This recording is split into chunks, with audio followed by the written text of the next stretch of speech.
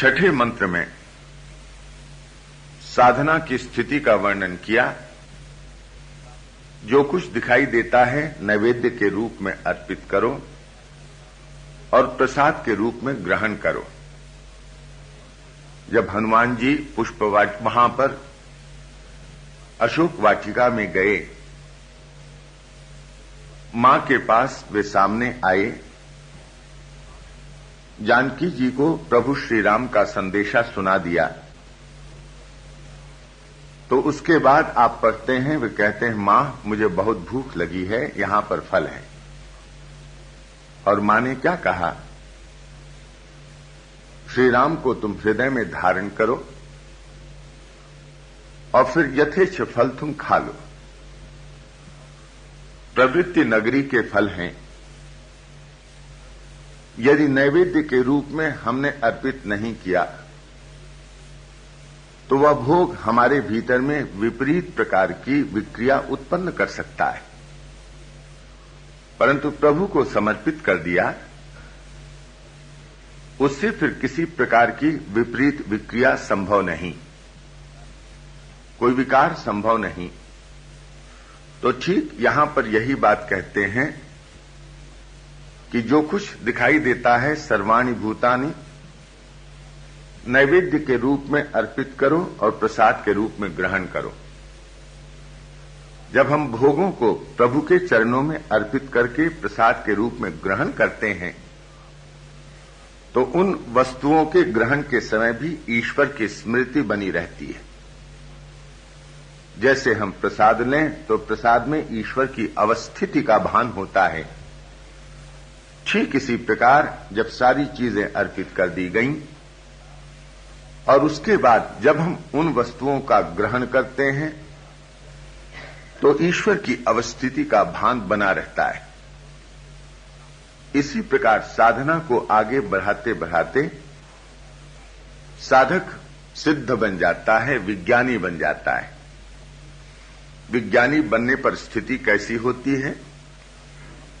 फिर कहा गया कि वहां पर उसके लिए सारे के सारे भूत, ये जितने भी स्थावर जंगम पदार्थ दिखाई देते हैं, ये सभी के सभी उसके लिए आत्म तत्व ही बन जाते हैं। यस्मिन् सर्वाणि भूतानि आत्मैवाभूत विजानतः तत्र को मोहः कः शोकः एकत्वम अनुपश्यतः। एकत्व का दर्शन कर रहा है, शोक और मोह उसे कहां रहेगा, यह स्थिति। आठवें मंत्र में कह सकते हैं कि उसी आत्म तत्वविद की स्थिति का वर्णन किया गया है। सह कह करके सपर्यगात शुक्रम अकायम अव्रणम अस्नाविरम शुद्धम अपाप विद्धम कविर मनीषी मणिभूः स्वयंभूः याथा तथ्यतो व्यदधात शाश्वती भय समाप्य।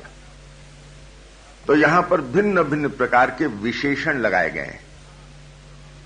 माने जिसने आत्म तत्व को जान लिया, आत्मज्ञानी बन गया, वह मानो इस प्रकार के गुण वाला हो जाता है।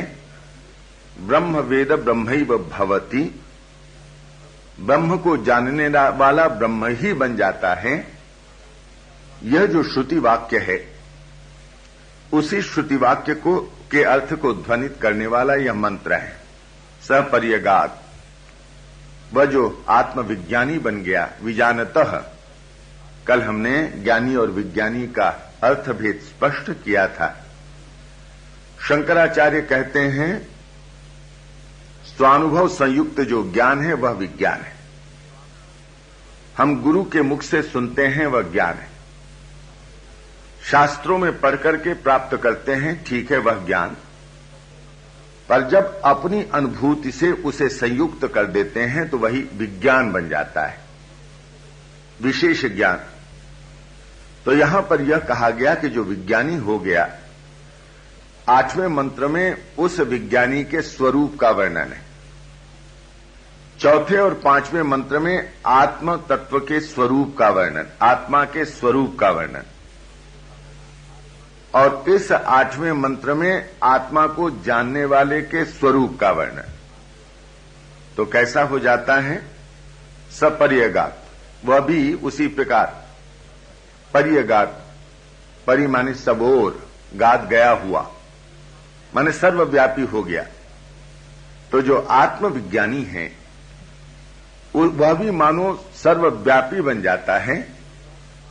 श्री राम कृष्ण देव के जीवन की घटनाओं को देखने से यह बात बहुत अच्छी तरह से समझ में आती है। ये जो विशेषण यहां पर लगाए गए हैं, श्री राम कृष्ण देव के जीवन के आलोक में इन विशेषणों को समझने में सुविधा होती है। हम उनके जीवन में पढ़ते हैं, एक बार वे अपने कमरे से बाहर की ओर निकले, गंगा की तरफ, जो अर्ध गोलाकार बरामदा है वहां। एक तक गंगा की ओर देख रहे थे, दो माझियों में लड़ाई हुई। एक ने दूसरे की पीठ पर जोरों से तमाचा मारा और श्री रामकृष्ण कराह उठे। उन्हें ऐसा लगा कि तमाचा उनकी पीठ पर पड़ा है, भाव में थे। उनका कराहना सुनकर के उनका भांजा हृदय राम, जो उनकी सेवा किया करता था, दौड़ा हुआ आया। क्या हुआ मामा तुम्हें? तुम इस प्रकार से कराह क्यों उठे? श्री राम कृष्ण तो भावावस्था में हैं, वे उत्तर कुछ दे नहीं पाए। अचानक हृदय राम की दृष्टि मामा की पीठ पर पड़ी और वहां पर उंगलियों के निशान, जैसे श्री राम कृष्ण को ही किसी ने तमाचा जड़ दिया हो। आग बबूला हो गया हृदय राम। मामा तुम उस दुष्ट का नाम तो बता दो जिसने यह अपराध किया है। आज उसका सिर धड़ से अलग होकर के ही रहेगा। मामा फिर भी कुछ बोल नहीं पा रहे हैं। जब भाव की अवस्था से उनका मन नीचे आया तो उन्होंने कहा कि नहीं रे रिदु, किसी ने मुझे मारा नहीं रे, आज मेरा मन फिर से वैसा ही व्यापक हो गया। दो माझियों की लड़ाई हो रही थी, एक ने दूसरे को पीटा, मुझे ऐसा लगा कि वह मार मुझे लगी। अब यह तो बहुत विलक्षण बात है। यदि स्वामी विवेकानंद जैसे तार्किक लोग न होते, श्री राम कृष्ण यदि सत्यवादी न होते, उनके जीवन में सत्य के प्रति जो आकर्षण, सत्य के प्रति जो निष्ठा, यदि उसका प्रमाण न मिलता तो हम इस घटना को भी कहते कि शायद कपोल कल्पित है, कि कोई मनुष्य यहां तक व्यापक बन सकता है, उसका मन इतना सर्वव्यापी हो सकता है। यह श्री राम कृष्ण के जीवन से प्रमाणित होता है। एक दिन की घटना, सुंदर सुंदर लॉन पर कोई व्यक्ति बूट पहने हुए टहल रहा था। श्री रामकृष्ण का मन वैसे ही व्यापक हो गया, उनकी छाती लाल हो गई। उन्हें ऐसा लगने लगा कि कोई उन्हीं की छाती को रौंदते हुए चल रहा है। तो आब्रह्म स्तंभ पर्यंत ऐसा कहा गया है। स्तंभ माने घास, और आब्रह्म ब्रह्म तक, ब्रह्मा तक, तो घास से लेकर के, तृण से लेकर के ब्रह्मा तक, जिसको ब्रह्मबोध होता हो। तो यहां पर वही कहा गया, सपर्यगात शुक्रम, वह चैतन्य स्वरूप होता है शुक्र। और कैसा होता है?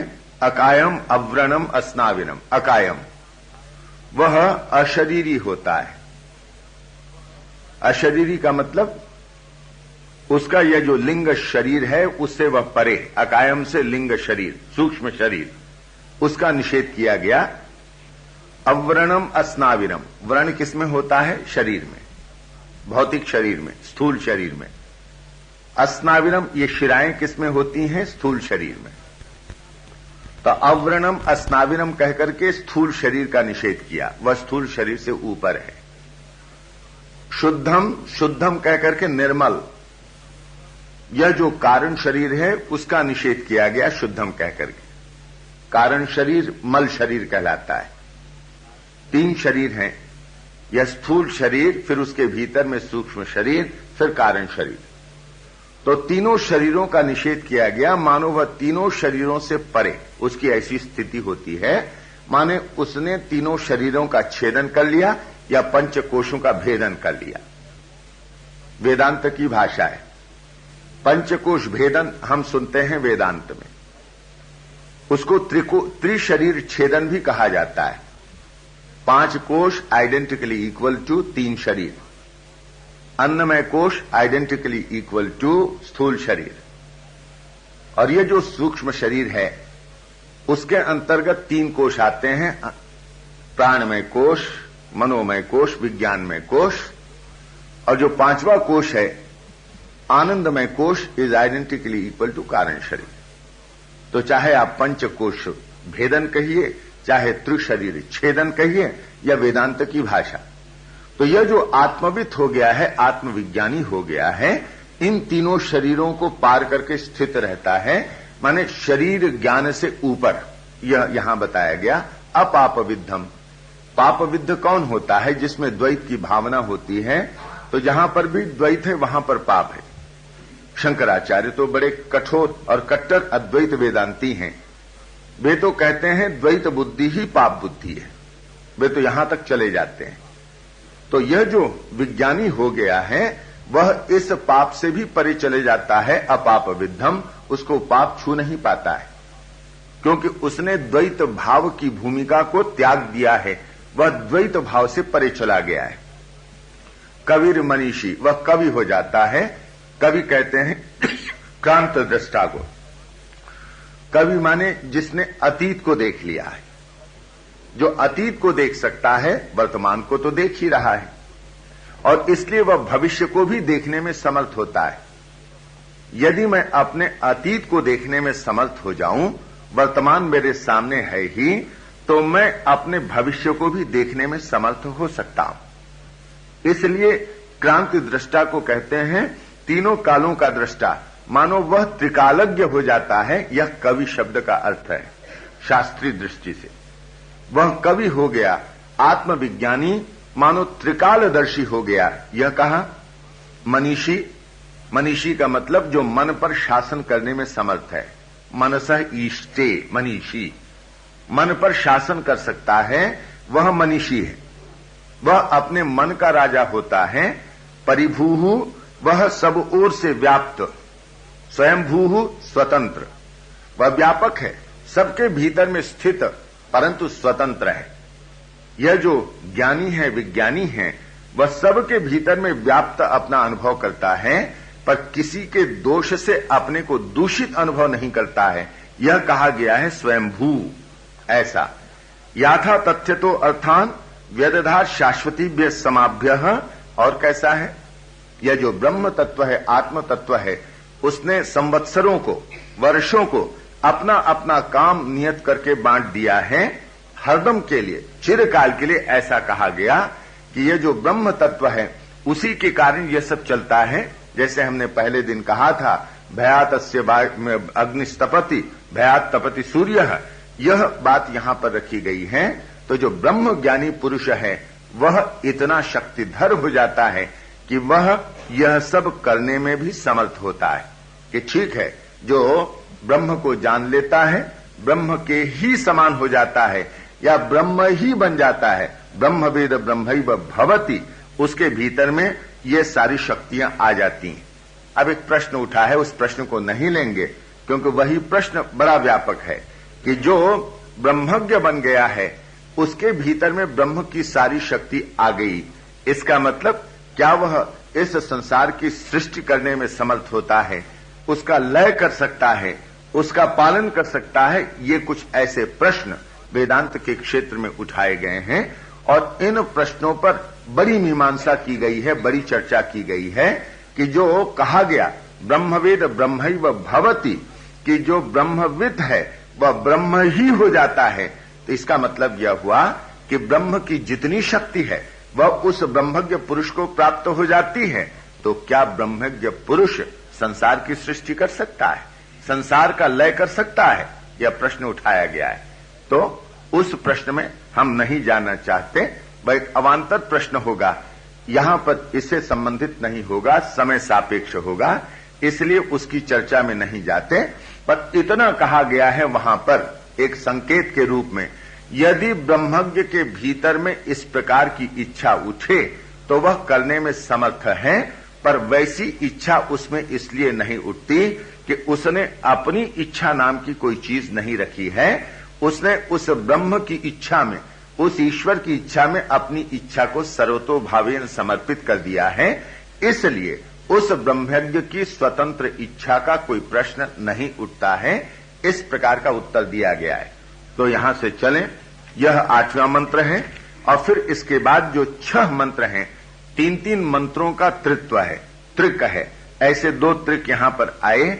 9, 10, 11 इसमें अविद्या और विद्या की चर्चा, 12, 13, 14 इसमें असंभूति और संभूति की चर्चा। अब ऐसा लगता है कि यह क्यों लाया गया, यह बात यहां पर कैसे लाकर के रखी गई, तो इसी को समझने की हम थोड़ी सी चेष्टा करें तो इससे ऐसा लगता है कि इस उपनिषद का जो मर्म है उस मर्म को हम कुछ हद तक समझ सकते हैं। जैसे हमने कहा, पहले मंत्र में सिद्धांत का प्रतिपादन, दूसरे मंत्र में उसका व्यवहार, तीसरे मंत्र में बताया कि यदि तुम ऐसा नहीं करोगे तो तुम आत्म तत्व का हनन करने वाले बनोगे। कौन सा है आत्म तत्व जिसका वह हनन करेगा? चौथे और 5वें मंत्रों में बताया।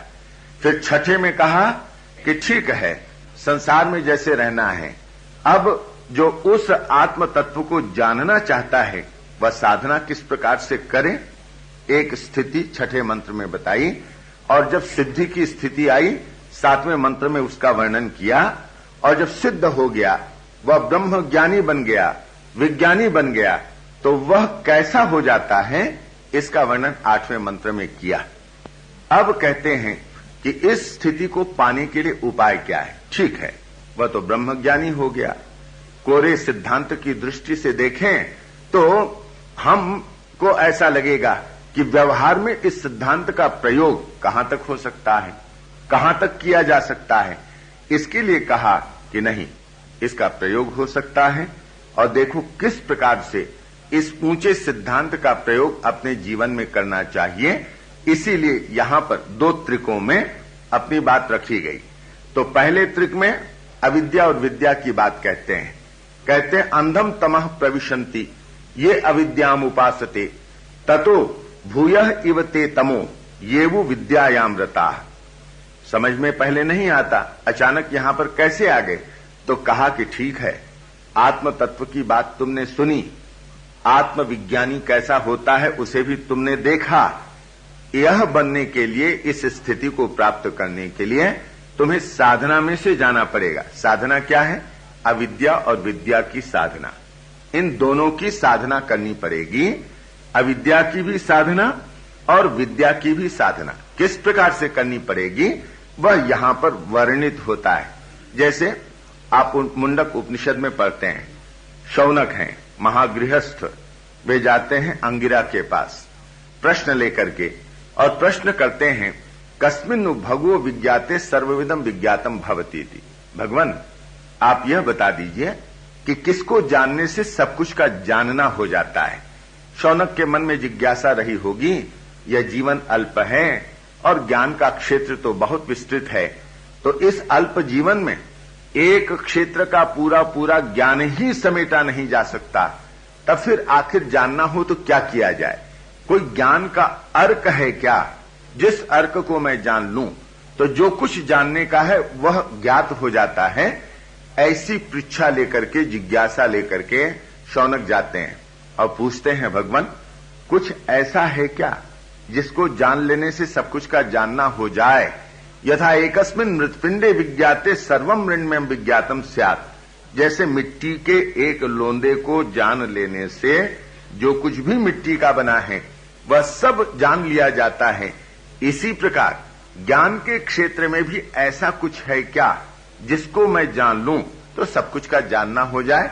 इसके उत्तर में अंगिरा ऋषि कहते हैं द्वे विद्ये वेदितव्ये इति हस्म यद ब्रह्मविदो वदन्ति पराचैव अपराच। 2 विद्याओं को जानना पड़ता है शौनक, एक है अपरा और दूसरी है परा। तो ठीक यहां पर इन्हीं अर्थों में अविद्या और विद्या की बात कही गई जा रही है। तो यहां पर यह कहते हैं जैसे शौनक को बताया अंगिरा ने कि ठीक है 2 विद्याओं को जानो, अपरा को जानो, परा को जानो, तो यहां पर कहते हैं अविद्या को जानो और विद्या को जानो, पर कैसे जानो यह बताया गया। अविद्या क्या है और विद्या क्या है? तो यहां पर भगवान भाष्यकार शंकराचार्य अविद्या का अर्थ लेते हैं कर्म। जैसे विद्या का जो विपरीत हो, विद्या का जो विरोधी हो, तो जैसे कर्मकांड उस युग में बहुत प्रचलित था, तो लोग यज्ञादि कर्म करते थे और उस यज्ञादि कर्म का लक्ष्य केवल स्वर्ग पाना था। यह हम पहली चर्चा में कह चुके हैं।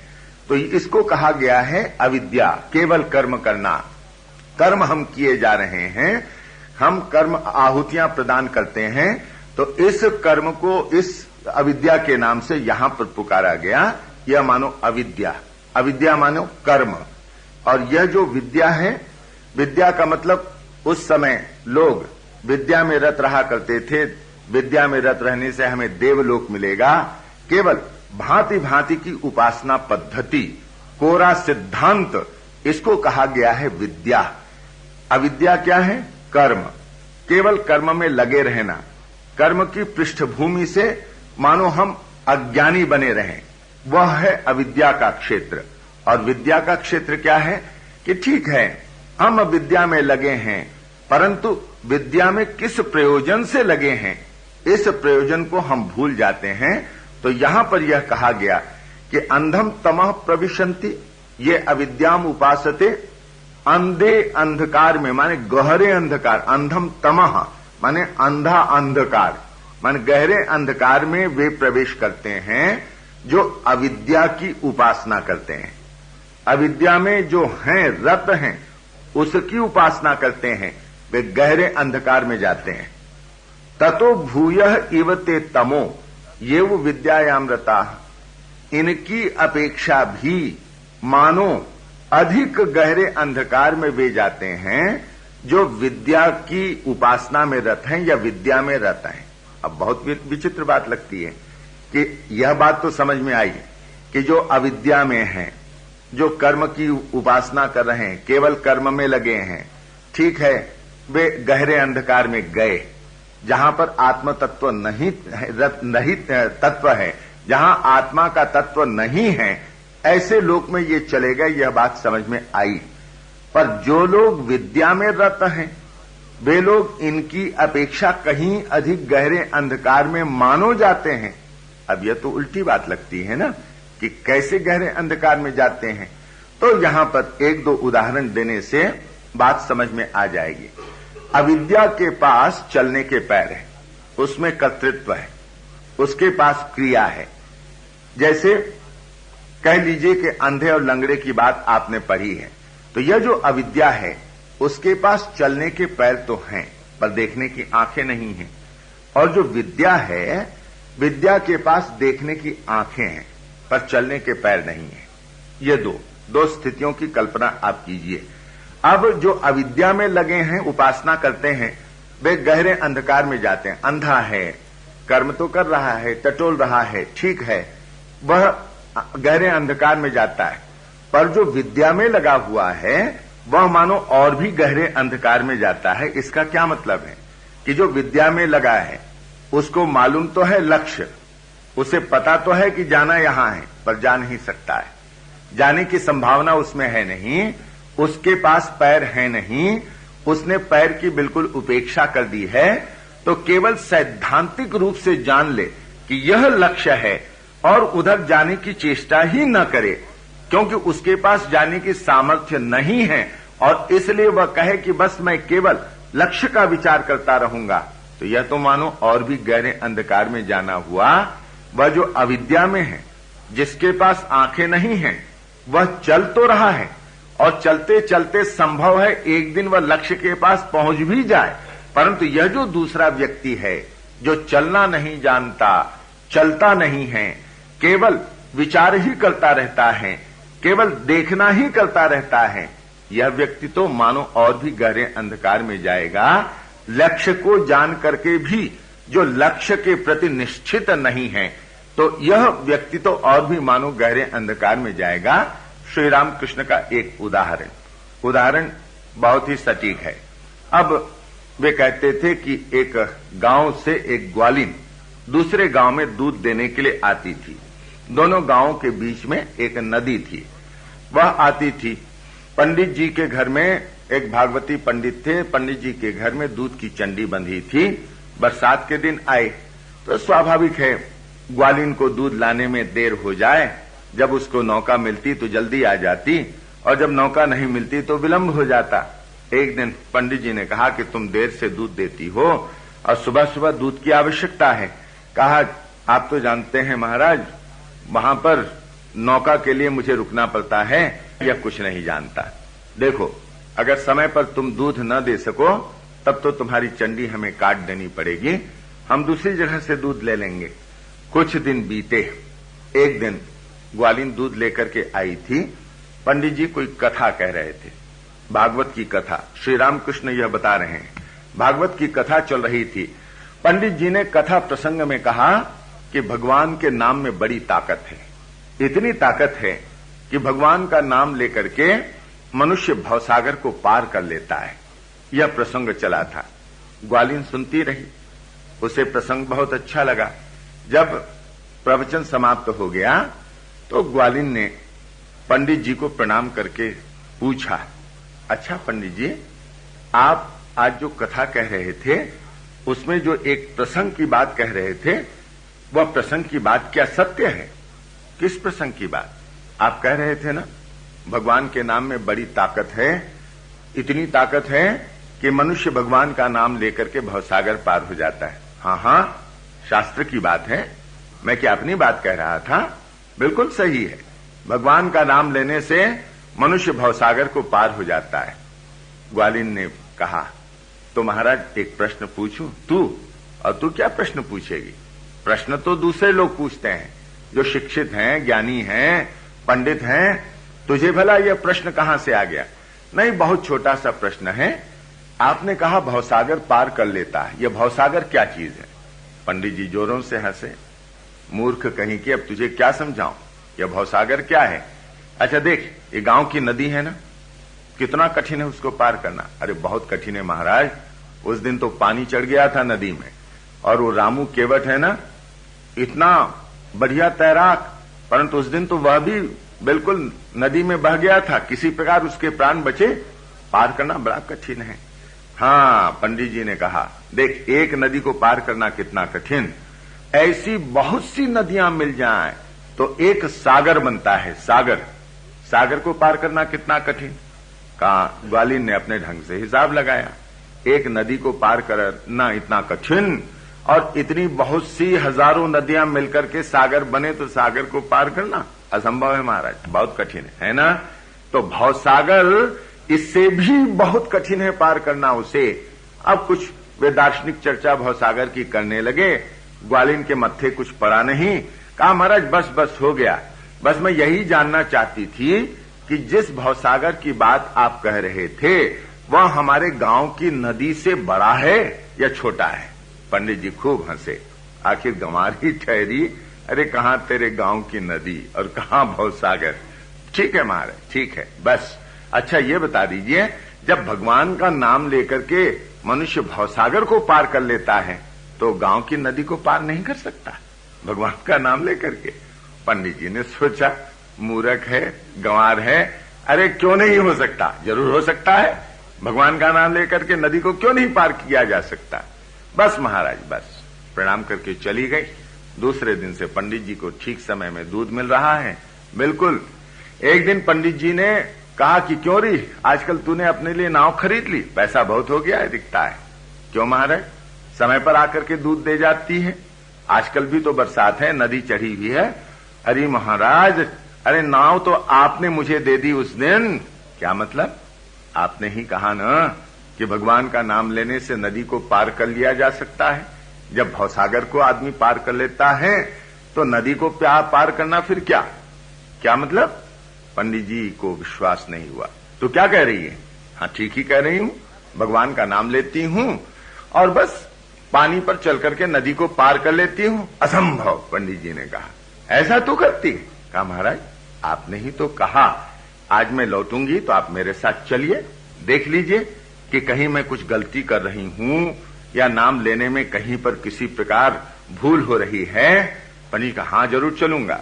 पंडित जी आए, साथ में नदी चढ़ी हुई थी और ग्वालिन न तो कपड़े उठाती है न समेटती है, बस भगवान का नाम लेकर के नदी पर यूं चलती है जैसे हम जमीन पर चलते हैं। अब पंडित जी तो इतस्ततः करने लगे। ग्वालिन का महाराज आओ ना, देखो तो मैं ठीक तो नाम ले रही हूं ना। अब पंडित जी को लगा क्या करें, यह ग्वालिन यह गंवार भगवान का नाम लेकर के इस प्रकार जा रही है और मैं तो इतना पंडित हूं, विद्वान हूं, तो क्या मैं भगवान का नाम लेकर के पानी पर नहीं चल सकता। भगवान का नाम लिया, नदी में उतरे, धम से कमर इतने पानी में गिर पड़े, धम से कमर इतने पानी में गिर पड़े, धम से कमर इतने पानी में गिर पड़े, धम से कमर इतने पानी में गिर पड़े।